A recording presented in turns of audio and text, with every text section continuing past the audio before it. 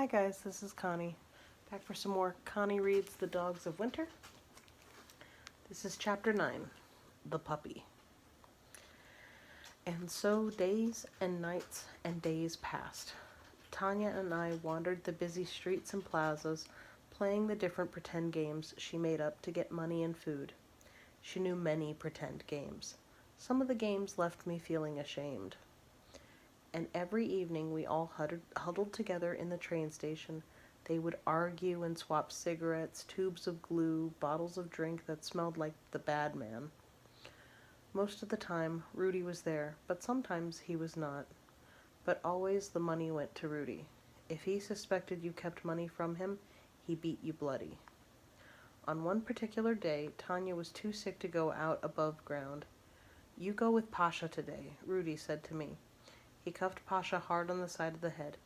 "And keep your head out of the bag and bring back some money. You're behind." I trotted after Pasha up the stairs that rose and rose up to the daylight.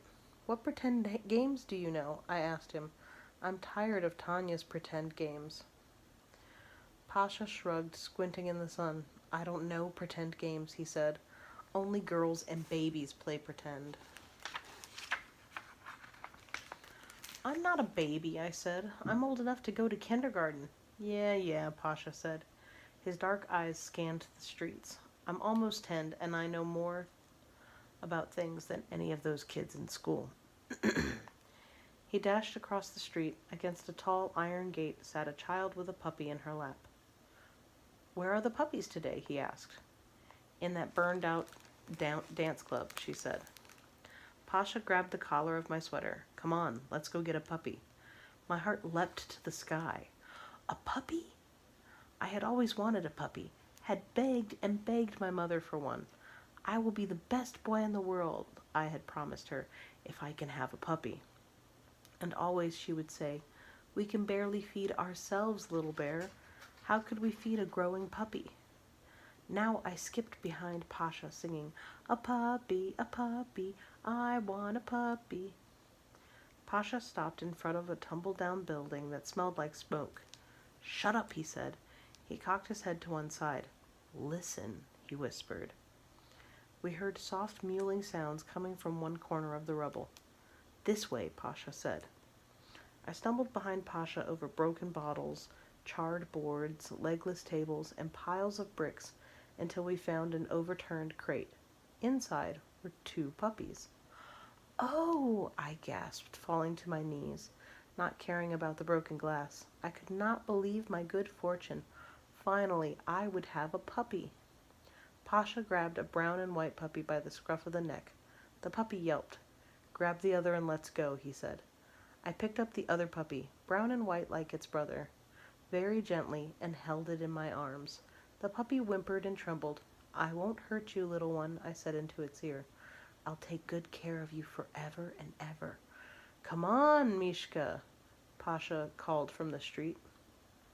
I hugged the puppy to me as we crossed the street again to a park. A park would be the perfect place for my new puppy and me, I thought. Pasha sat down on a sunny patch of cement not far from a man and his cart selling hot potatoes. "Business people come here for lunch," Pasha said. "They always give more money if you have a puppy or a kitten." My puppy chewed on my finger. "I'll use my money to buy my puppy the very best food," I said. Pasha sighed.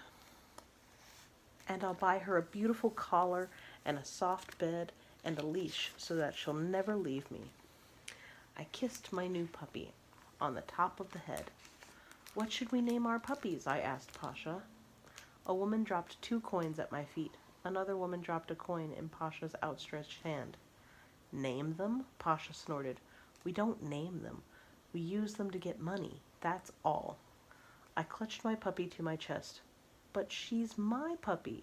Just as Pasha said, the park filled with people.